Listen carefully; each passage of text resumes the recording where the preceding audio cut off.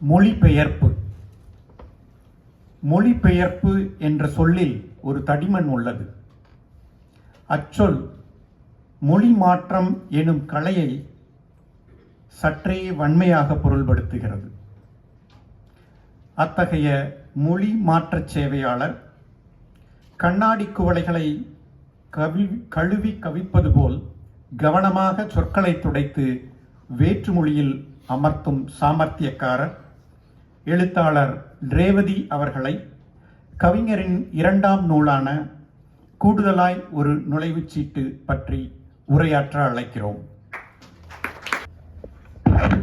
அனைவருக்கும் வணக்கம். கவிதை எது? தீயினும் கொடிது, தேனினும் இனிது, நாபியில் விளைந்தது, அது நாவினில் இனிக்கும். இது கவிஞர் நகுலனின் வரி. நண்பர்களே, கவிதை நாவினில் மட்டுமல்ல, நம் சிந்தையெல்லாம் இனிக்கச் செய்வது, மனங்கணிய செய்வது, இந்த வாழ்வை அர்த்தமுள்ளதாக்குவது. கவிதைகள் கொண்டாடப்பட வேண்டியவை, கவிஞர்களும் கொண்டாடப்பட வேண்டியவர்களே. இனிமையும் எளிமையும் செறிவும் கொண்ட கவிதைகளை தொடர்ந்து படைத்து வரும் கவிஞர் யாழிசை மணிவண்ணன் அவர்களின் படைப்புகளை குறித்த இந்த நிகழ்வை முன்னெடுத்த சொல்லாடும் ஒன்றில் அமைப்பினருக்கு என் நன்றியையும் வாழ்த்துகளையும் முதற்கண் தெரிவித்துக் கொள்கிறேன். யாழிசையின் படைப்பும் பரிமாணமும் என்ற தலைப்பில் பேச இன்று எனக்கு கொடுக்கப்பட்ட நூல் கூடுதலாய் ஒரு நுழைவுச்சீட்டு. இது அவருடைய இரண்டாவது கவிதை நூல். மிக சிறிய கவிதை தொகுப்பு. நேரடியாகவும் சுருங்கவும் பேசும் கவிதைகள். பெரும்பாலும் 3 வரி 4 வரிகளாலான கவிதை தான் இதில் இருக்கு. யாழிசையின் படைப்பும் பரிமாணமும் என்று பேசும் பொழுது கவிதையின் படைப்புகள்னா கவிதையை பற்றி பேச போறோம். பரிமாணம் என்பது எதை குறிப்பது என்று நான் யோசித்தேன். ஒரு கவிதைக்கான பரிமாணம் என்ன? பரிமாணம் என்பது ஒரு பொருளின் அளவை குறிப்பது இல்லையா? நீளம், அகலம், கோணம் போன்றவற்றை குறிப்பது. இப்போ கவிதையின் பரிமாணம் என்று சொல்லப்படுவது என்ன என்று நான் யோசித்த போது ரசனை தான், கவிஞனின் ரசனை தான் கவிதையாகிறது. ஸோ ரசனைங்கிறது ஒரு பரிமாணம்னு கொள்ளலாம். அப்புறம் அந்த ரசனையை அவர் எப்படி சொல்றார்? ஸோ மொழிங்கிறது இன்னொரு பரிமாணம்ங்கிறது சொல்லலாம். மூன்றாவதா என்ன சொல்லலாம்? அந்த மொழியை புது படிமங்கள், அந்த தருணங்களை அவர் எப்படி விளக்குகிறார், அவருடைய வர்ணனைகள், படிமங்கள், இதையெல்லாம் மூன்றாவது பரிமாணம் சொல்றோம். இதையெல்லாம் தாண்டி ஒரு முக்கிய பரிமாணம் என்று நான் கருதுவது கவிதை தத்துவத்தை தொட்டு பார்ப்பது. இந்த 4வது பரிமாணத்தை அடைவதுங்கிறது ரொம்ப சுலபம் அல்ல. அது எல்லாராலையும் நடக்க முடியாது. இந்த முதல் 3 பரிமாணங்களையும் ரொம்ப சுலபமா யாழிசை கையாளுறாருன்னு தான் நான் நினைக்கிறேன். அதனால இன்றைக்கு யாழிசையின் படைப்பும் பரிமாணமும்ங்கிற தலைப்புல பேசுவதற்கு யாழிசையின் கவிஞராக யாழிசையின் பரிணாம வளர்ச்சியை குறித்து பேசுவதுதான் பொருத்தமா இருக்கும்னு நான் நினைக்கிறேன். இதே மேடையில் இல்லை, வேறொரு மேடையில் இது அவருடைய 5வது தொகுப்பான மற்றும் குழுனர் பற்றி நான் பேசினேன். அப்போ அந்த ஒரு நூலை மட்டும்தான் நான் வாசித்திருந்தேன். இன்று இங்கே நான் பேச வரும்போது அவருடைய 5 நூல்களையும் நான் வாசித்திருக்கேன். இப்போ இதில் அவர் நூல்கள் எல்லாவற்றையும் வாசித்ததுல குடைக்காலன்கள் துளிர்க்கும் வீடு, அப்புறம் பஞ்சு மிட்டாய் பூக்கும் மரம், இது 2ஐயும் அவருடைய ஆக சிறந்த தொகுப்புகளாக நான் கருதுகிறேன். குடைக்காலன்கள் துளிர்க்கும் வீடு, இந்த தொகுப்பு தனிப்பட்ட முறையில் எனக்கு மிகவும் பிரியமான தொகுப்பு என்று நான் கருதுகிறேன்.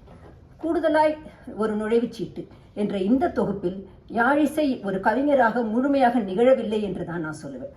இந்த நூலுக்கு முன்னுரை எழுதியிருக்கக்கூடிய கவிஞர் வைகரை என்பவர் கூட தனக்கான சுயமொழியை அடைந்து கொண்டிருக்கும் கவிஞராக தான் யாழிசையை முன்னிறுத்துகிறார். ஆனால் மிக சிறந்த கவித்துவ தருணங்கள் இங்கே இருக்குது. நான் சொல்றது சரியான கவிதையிலன்னு சொல்றேன்னா அந்த மொழியை கையாளும் விதத்தை தான் நான் அப்படி சொல்றேன். இது எல்லா கவிஞர்களுக்கும் நிகழக்கூடியதுதான். நம்ம எழுதுற எல்லாமே உடனே அப்படியே தொலைங்கிறாது. எல்லா படைப்பாளிக்கும் இது நிகழக்கூடியது. எல்லா படைப்பும் ஒரு படைப்பாளிக்கு நல்லபடியா அமைஞ்சதுன்னா அவர் படைப்பாளி கிடையாது. அவர் ஒரு தொழில்நுட்ப வல்லுநன், ஒரு டெக்னீஷியன். கவிதையிலையும் ஒரு தொழில்நுட்பம் இருக்குது. இப்போ கவிதையின் தொழில்நுட்பம்ங்கிறது கொஞ்சம் வித்தியாசமானது. வரிகளை, வார்த்தைகளை அடிக்கக்கூடிய ஒரு கட்டுமான தொழில்நுட்பம் தான் கவிதையில் இருக்குதுன்னு நான் நினைக்கிறேன். ஆனால் கவிதையின் தொழில்நுட்பம் ஒரு கல் மேலே கல் கட்டி கட்டடம் எழுப்புறது மாதிரி கிடையாது. அது பூ விரிவது போன்றது. இங்கே பாட்னி படித்தவங்க இருந்தால் தெரியும். ஒவ்வொரு வகையான பூவும் அடுக்கப்பட்ட விதங்கள் வேறு வேறு இருக்கும். ஒரு லாரி பேக்கர்னு ஒரு உலகத்தின் சிறந்த கட்டிடக் கலைஞர், அவர் என்ன சொல்றாருன்னா, ஒரு பூவிற்குள்ள இருக்கிற பொறியியல், அந்த தொழில்நுட்பத்தை எந்த ஒரு மகத்தான கட்டிடத்திலையும் இதுவரைக்கும் பார்க்க முடியல, அது மாதிரி உன்னை உருவாக்கவே முடியல அப்படின்னு சொல்றாரு. கவிதையும் அதே போலதான். ஒருத்தர் எழுதின மாதிரி இன்னொருத்தர் எழுத முடியாது. அதே படிமங்கள், அதே தருணங்கள் எழுதலாம், ஆனா அந்த மாதிரி இன்னொருத்தர் எழுதிட முடியாது. சாரி, எதனால எனக்கு மூச்சு வாங்குது. ஸோ யாழிசை இந்த மாதிரியான பூவரி விதி போன்ற தருணங்கள் இங்கே ரொம்ப நிறைய இருக்கு அவருடைய கவிதைகளில். தேவதைகள் தூவும் மழை தொகுப்பில் தொடங்கி மற்றும் குழுனர் தொகுப்பு வரையிலான அவரது படைப்புகளை வாசித்தவள் என்கிற முறையில் சொல்ல வேண்டுமானால் அவர் கவிதையினுடைய வடிவத்தையும் மொழியையும் கையாளும் விதத்தில் வெகு தூரம் வந்திருக்கிறார்னா சொல்லணும். யாழிசையின் படைப்புலகில் குழந்தைகள், உதிரும் இலை, விரியும் மலர் போன்ற அன்றாடத்தின் அழகியல்கள், அதுக்கப்புறம் புலம்பெயர்ந்தவனின் தனிமை, பொருள்வையின் பிரிவு துயர், சமூக அவலம், வறுமை இவையெல்லாம் மீண்டும் மீண்டும் வந்து கொண்டே இருக்கின்றன. குழந்தைகள் என்பது அவரது கவிதைகளில் ஒரு முக்கியமான படிமமாக, ஒரு முக்கியமான கருப்பொருளாக வருதுன்னு நான் நினைக்கிறேன். யாழிசையின் வளமாக நான் பார்ப்பது எளிமை. சின்ன சின்ன வரிகளில் அவரால் பெரிய பெரிய உணர்வுகளை, பெரிய பெரிய உயரங்களை தொட்டுவிட முடிகிறது. இந்த தொகுப்பிலும் நண்பர் எளிய வரிகளில் பெரிய உயரங்களை தொடுகிறார். அவரது கவிதைகளில் வெளிப்படும் எளிமை என்பது கவிஞனோட அக எளிமைன்னு நினைக்கிறேன். ஒரு ஆறுவது சிறுவன் போல ஒரு வாழ்க்கைக்கு முன்னால நம்ம நிற்கும் போது மட்டும் உருவாகும் எளிமை அது. மலையாள கவிதை வரி ஒன்று இருக்கு, கே ஜெயசீலன்கிறவர் எழுதினது. இத்தனை எளிதாகவா இவையெல்லாம் நிகழ்ந்து கொண்டிருக்கின்றன, இத்தனை பிந்தியா அதை நான் உணர வேண்டும் அப்படின்னு. நம்மை சுற்றி நிறைய அன்றாடத்தில் நிறைய விஷயங்கள் நடக்குது. ஆனால் அந்த சாதாரணமாக ஒரு பேருந்தில் போகும்போது குழந்தை நம்மை பார்த்து சிரிக்குது, ஒரு பூ விரியுது, தினசரி நேரம் தவறாமல் நிலவு தோன்றுது. இதிலெல்லாம் ஒரு சாதாரணமான ஒரு அன்றாடத்தில் நடக்கக்கூடிய ஒரு விஷயத்தில் ஒரு மகத்துவமாக உணர்வதற்கு நம் மனதே, நம் அகத்தே ஒரு தனி நிலை உண்டு. அந்த தனி நிலையை தான் நம்ம கவித்துவ மனநிலைன்னு சொல்கிறோம். கவிதை என்பது வேறு, கவித்துவம் என்பது வேறு. கவித்துவம் என்பது ஒரு மனநிலை, கவிதை என்பது அதன் வெளிப்பாடு, ஒரு விதமான வெளிப்பாடு தான் சொல்லலாம். கலை இலக்கியம் மட்டுமல்ல, கவித்துவ மனநிலைக்கு பலவித வெளிப்பாடு இருக்குது. ஒரு மேசை துடைக்கிறதுல, இல்லை ஒரு புத்தகத்தில் அடுக்கி வைக்கிறதுல கூட நம்ம கவித்துவ மனநிலையை பார்க்கலாம். ஆனால் கவிதையில் ஒரு கவித்துவ மனநிலை வெளிப்படணும்னாக்க அதுக்கு மொழியோட துணை அவசியம். நீங்கள் ரசிக்கிறது மட்டும் பத்தாது, அதை சரியாக சொல்லணும். ஸோ மொழியோட துணை அவசியம்னு நான் நினைக்கிறேன். நான் எடுத்த உடனே சொன்னேன், இந்த தொகுப்பில் கவிஞர் முழுமையாக நிகழவில்லைன்னு நான் சொன்னேன். இந்த மாதிரி ஒரு விமர்சனத்தை வைக்கும் பொழுது அது பொத்தாம் பொதுவாக சொல்லக்கூடாது, அதற்கான காரணங்களை சொல்லணுங்கிற ஒரே காரணத்தினால நான் ரெண்டு கவிதையை இங்கே குறிப்பிடணும்னு நினைக்கிறேன். இதை கவிதையை நெருங்கிவிட்ட சில கவிதைகள்னு நான் இதுக்கு பேர் சொல்லலாம். முதல் கவிதை, வேப்பம் பூக்கள் நிறைந்த முன்வாசலை கூட்டி பெருக்கிய பின் அழகென்றால் அக்கா, ஆமாம் அதற்கு முன் பேரழகாய் இருந்தது என்றேன் அமைதியாய். இப்படி ஒரு கவிதை. இந்த கவிதையில் பார்த்தீங்கன்னா வேப்பம் பூக்கள் உதிர்ந்து கிடக்கும் நிலம் தரைங்கிறது ஒரு அழகிய படிமம். கொஞ்சம் மொழியை மாற்றி போட்டால் வண்ணதாசன் கவிதைக்கு நிகராக ஆகக்கூடிய ஒரு, அதே நம்ம பூக்கள் இதெல்லாம் வந்தாலே வண்ணதாசன் சார் தான் நமக்கு நினைவுக்கு வராரு. மொழியை மட்டும் கொஞ்சம் மாற்றி போட்டால் இது ஒரு நல்ல கவிதையாக போயிடும். இந்த கவிதையை கெடுப்பது எது அப்படின்னு நான் யோசிச்சு பார்த்தேன். ஏன் இது முழுமையான ஒரு கவிதையாக மலரலை அப்படின்னு பார்க்கும்போது முதல்ல எனக்கு தோணின பிரச்சனை உரையாடல் துணி. அழகென்றால் அக்கா, என்றேன் அமைதியா, இந்த மாதிரி உரையாடல் துணி இந்த கவிதையை கெடுக்கிறதா நான் நினைக்கிறேன். இன்னொன்று, கவிதைக்கு ஒரு சுதந்திரம் உண்டு. வெயில் பறந்ததுன்னு எழுதுறாங்க, நிலவு சுடுதுன்னு எழுதுறாங்க. கவிதையில் அது வேறு, படிமங்கள்லையோ கற்பனைகள்லையோ நீங்கள் சொல்லலாம். என்றேன் அமைதியாக எப்படி சொல்வது? ஸோ மொழியை கவனமாக கையாளணும் அப்படின்னு நான் நினைக்கிறேன். இதை நம்ம இங்கே நிறைய கவிஞர்கள் இருக்கிறாங்க, நீங்கள்லாம் கூட எழுதி பார்க்கலாம். இன்னைக்கு யாழிசை இந்த கவிதை எழுதினா கண்டிப்பாக இந்த மாதிரி எழுத மாட்டார்.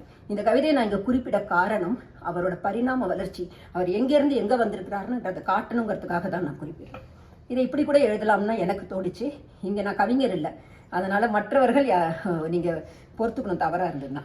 வேப்பம் பூக்கள் உதிர்ந்து கிடந்த முன்வாசலை கூட்டி பெருக்கி சுத்தமாக்கினார். இங்கே அக்காங்கிறதே அனாவசியம், அவங்க அழகுன்றதும் அனாவசியம். கூட்டி பெருக்கி சுத்தமாக்கினார். சற்று முன் பேரழகாய் இருந்தது தரை, இப்படி கூட சொல்லலாம்.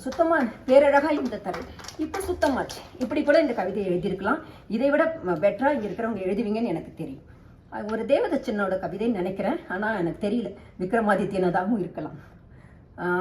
குனிந்து நிமிர்ந்து கூட்டி பெருக்கி சுத்தமாக்கினால் அறையை குப்பையாச்சி மனசு அப்படின்னு ஒரு கவிதை. இங்கே பாருங்க, இதை சொல்லும் பொழுதே இது யார் பெருக்கிறான்னு தெரிஞ்சிருது, யார் பார்க்குறான்னு தெரிஞ்சிருது, எவ்வளோ சிம்பிளாக நச்சுன்னு இருக்கு பாருங்க. அதே கூட்டி பெருக்கிற கவிதை தான். ஸோ இதை இப்படியும் எழுதலாம் இல்லையா? இதை நான் சொல்கிறேன்.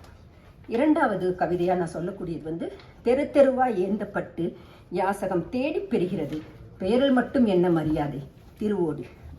இந்த கவிதையில் நான் பிரச்சனையாக பார்க்கறது நல்ல கவித்துவ தருணம் தான். இது ஒரு சமூக கவிதை தான். ஆனால் இந்த கவிதையில் நான் பிரச்சனையாக பார்க்கறது என்னன்னாக்க இதோட வடிவம். 90களில் ரொம்ப பிரபலமாக இருந்த வடிவம். ஒரே ஒரு நிலாப்படம் மாட்ட இத்தனை ஆணி அடித்தவன் எவன்? விண்மீன்கள். இது மாதிரி நீங்கள் ரப்பரு, பென்சிலு, பேனா எதை பற்றி வேணால் எழுதலாம். அப்படிப்பட்ட ஒரு பழசான ஒரு வடிவம் 90களில் எழுதி தீர்ந்த வடிவம். அதை 2016 எழுதுறதுனால இதை நான் பழசுன்னு கருதுறேன். இன்னொன்று நான் இதில் தவறாக சொல்கிறது வந்து திருங்கிற வார்த்தைக்கு பல பொருள்கள் இருக்குது. செல்வம்னு பொருள் இருக்குது, நிறைந்தன்னு பொருள் இருக்குது, அழகுன்னு பொருள் இருக்குது, பொலிவுன்னு பொருள் இருக்குது. அகரமுதலி எடுத்து பார்த்தீங்கன்னா 14 பொருள்கள் இருக்குது திருங்கிற வார்த்தைக்கு. அப்போது பேரில் மட்டும் என்ன மரியாதை அப்படி சொல்லும்போது அந்த மரியாதைக்குள்ள அதை நம்ம மொழியை கட்டுப்படுத்துகிறோம். அது வந்து ஒரு 2வது பிரச்சனையாக பார்க்குறேன். 3வது பிரச்சனை வந்து எனக்கு எப்போவுமே எந்த படைப்புலையுமே இருக்கக்கூடாதுன்னு நான் தனிப்பட்ட முறையில் கருதுறது அந்த சாடல் தொனி, குறை சொல்லும் தொனி இருக்கக்கூடாது. ஒரு கவிதை வந்து அமைதியாக சட்டிலாக சொல்லிட்டு போகணும். இந்த வந்து சட்டையை பிடிச்சி சண்டை போடக்கூடாது. அந்த பெயரில் மட்டும் என்ன மரியாதை அப்படின்னு சொல்லும்போது அதில் ஒரு அலட்சியம் இருக்கிறதா நினைக்கிறேன். ஸோ இதை வந்து நான் இப்படி எழுதி பார்த்தேன். தெரு தெருவாய் ஏந்தி திரிந்து யாசகம் பெறுகிற ஓட்டுக்கு இருக்கிறது பெயரில் மட்டுமே திரு. இப்படி சொல்லும்போது அந்த திரு செல்வமாக இருக்கலாம், அழகாக இருக்கலாம், நிறைவாக இருக்கலாம். அது அப்படியே அந்த திருங்கிற வார்த்தை விரிஞ்சுக்கிட்டே போகுது. ஸோ இப்படி கூட எழுதலாம்னு எனக்கு தோணுச்சு. இதுதான் சரியான வடிவம்னு நான் சொல்லலை, நீங்கள் எல்லாரும் எழுதி பார்க்கலாம். அடுத்தது நான் என்ன சொல்லணும்னு நினைக்கிறேன்னா, யாழிசையின் கவிதைகளில் திரும்ப திரும்ப வரக்கூடிய படிமங்கள்னு பார்த்தீங்கன்னா குழந்தைகள்னு சொல்லலாம். குழந்தைகளை பற்றி எழுதும் பொழுது மட்டும் அவருக்கு வந்து அவர் கையில் ஏதோ ஒரு மாயப்பேனா கொடுக்குறாங்கன்னு நினைக்கிறேன். அவருக்கு மாயக்கரங்கள் முளைக்கிறது, தேவதைகளை அவரை சுற்றி நின்று ஆசீர்வதிக்கிறார்கள், மயிலிறகாய் வருடியது போல் மென்மை ஒவ்வொரு சொல்லிலும். அவருடைய குழந்தை கவிதைகளுக்கு நான் மிகப்பெரிய ஃபேன்னு சொல்லலாம். நான் வந்து இந்த புத்தகங்கள்லாம் போடுற சொல்லாடு மூன்றிலோ இல்லை அலர் பதிப்பகத்தாரோ அவருடைய குழந்தை கவிதைகளை மட்டும் ஒரு தனிப்பட்ட தொகுப்பாக கொண்டு வரணுங்கிறத ஒரு வேண்டுகோளாக இங்கே நான் வைக்கிறேன். முதல் கவிதை, பிறந்த குழந்தைகளின் மூடிய கைகளுக்குள் பிடிபட்டிருக்கிறான் கடவுள். ஸோ குழந்தை, தூங்குற குழந்தை இல்லை இமை திறக்காத குழந்தைய பார்த்தீங்கன்னா அவங்க இருக்க மூடியிருப்பாங்க. அதில் தான் அந்த ரேகை விழுது. அதை பார்த்தவங்களுக்கு, அதை ரசித்தவங்களுக்கு அந்த உணர்வு புரியும். மிக நல்ல கவிதைன்னு நான் நினைக்கிறேன். அடுத்த கவிதை ரொம்ப ரொம்ப பிடித்த கவிதை எனக்கு. குழந்தை செய்து விளையாடும் கப்பலை விட சிறந்த கவிதை ஒன்றை ஏந்திவிடப் போவதில்லை அந்த வெற்று காகிதம். இப்படி ஒரு கவிதை. இப்போ பார்த்தீங்கன்னா குழந்தை செய்து விளையாடும் கப்பலை விட கைத்தட்டலாம். சிறந்த கவிதை ஒன்றை ஏந்திவிடப் போவதில்லை அந்த வெற்று காகிதம். எழுதப்படாத வெற்று காகிதம், சொல்லப்படாத சொற்கள், கேட்கப்படாத கேள்விகள், பாடப்படாத பாடல்கள், இதற்கெல்லாம் ஒரு தனி இனிமை உண்டு. வெற்று காகிதத்துக்கே இவ்வளோ சிறப்பு. இதை நம்ம மட்டும் சொல்லலை, ஜான் கீட் சொல்லியிருக்காரு. Sung melodies are sweet, unsung melodies are ஸ்வீட்டர்னு சொல்லியிருக்காரு. ஸோ எழுதப்படாத வெற்று காகிதத்துக்கு இவ்வளோ சிறப்பு. அதை வந்து ஒரு கப்பலாக மாறி குழந்தைகள் கையில் இருக்கிறது. எத்தனை இனிமை பிடிக்கிறது பாருங்க. ஒரு கவிதையை எழுதி கொண்டிருக்கிற மாதிரியான ஒரு காட்சி நமக்குள் விரிகிறது. மிக சிறந்த கவிதை. குழந்தைகளை பற்றி இன்னும் ஒரே ஒரு கவிதை, 2-3 நிமிஷம் கூட போனால் நண்பர்கள் என்னை பொறுத்துக்கணும்னு நான் நினைக்கிறேன். எனக்கு மிகவும் பிடித்த கவிதைன்னு நான் சொல்லுவேன். குழந்தைகள் ஏறி அமர்ந்த பின் ராட்டினக்காரனுக்கு தோன்றுவதே இல்லை வண்ணம் பூசும் எண்ணம். இது அக்மார்க் யாழிசை கவிதை. அப்படியே ஒரு மனசு தெரிகிற கவிதை. எத்தனை அழகான கவிதை. மனசெல்லாம் நிறைஞ்சு போச்சு. ஒரு துரு பிடிச்ச ஒரு காட்சி விரியுது நமக்கு முன்னாடி. ஒரு துரு பிடிச்ச பெயிண்ட் உதிர்ந்த ஒரு ராட்டினம் நிற்குது. நம்ம யோசிச்சுட்டு இருக்கோம். திடீர்னு ஒரு குழந்தைகள் கூட்டம் எல்லா தொட்டிகளிலும் ஏறி உட்காந்துருக்காங்க. குழந்தைகள் தலைகள் யோசிச்சு பாருங்க. எல்லா தொட்டிகளிலும், பெட்டின்னு சொல்ல எனக்கு மனசு வரல, குழந்தைகள் ஏறி உட்கார்ற ஒரு இடத்தை குழந்தைகள் தலைகளாக இருக்கிறது. அவங்களோட சின்ன கரங்கள் அசைகிறது. ஆரவார கூச்சல் காதில் கேட்கிறது. இப்போது அந்த இடமே வண்ணமயமாக மாறிவிடுகிறது. இப்போ இந்த மாதிரி ஒரு அழகான கவிதை. அப்போ அவர் வண்ணம் பூசும் எண்ணம் வரலன்னு சொல்றாரு. இப்படி எழுதினா கவிதை எப்படி பிடிக்காம போகும்? மிக சிறந்த கவிதைகள். குழந்தை கவிதைகளுக்கு அவர் ஆசீர்வதிக்கப்பட்டவர்னு நினைக்கிறேன். அடுத்தது, குழந்தைகளுக்கு அடுத்தபடியாக அவர் கவிதைகளில் அதிகம் காணப்படுவது வந்து அழகியல். அன்றாட காட்சிகள் இருக்கிற சின்ன சின்ன விஷயங்களை அவர் சொல்றார். சமூக கவிதைகள் எழுதும்போது கூட அவரால் அழகியலை கைவிட முடியவில்லை. அது வந்து பாரதிதாசனுக்கு இருக்கிற பிரச்சனை. அழகின் சிரிப்புல கூட அவ்வளோ சமூக பார்வை இருக்கும். அடுக்குமாடி கட்டிடங்களில் பிடுங்கி நடப்பட்ட நதி செங்குத்தாய் வளர்கிறது. செங்குத்தாய் வளரும் நதி அப்படிங்கிறது எத்தனை அழகான படிமம், யோசிச்சு பாருங்க. இதை வந்து ஒரு மணல் கொள்ளையை கண்டிக்கிற ஒரு கவிதையாக பார்க்கலாம், ஒரு சமூக கவிதையா, இல்லைன்னா நகரமயமாக்குதலை சுட்டி காட்டுற ஒரு கவிதையா இருக்கலாம். எதுவுமே வேணாம், நான் வெறும் அழகியலை மட்டும் எடுத்துக்கிறேன்னு சொன்னா கூட அந்த பிடுங்கி நடப்பட்ட நதி செங்குத்தாய் வளர்வதுங்கிறது வந்து ஒரு அழகிய கற்பனைன்னு நினைக்கிறேன். இன்னொரு கவிதை, பழுதடைந்த தெருவிளக்கை விழுங்கிய பின் இருள் ஒளிர்கிறது. இருள் ஒளிர்கிறது. சில கருப்பு இருளுங்கும் போது அது எப்படி ஒளிரும் இருள்ங்கிறது எத்தனை அழகான சொல்லாட்சி.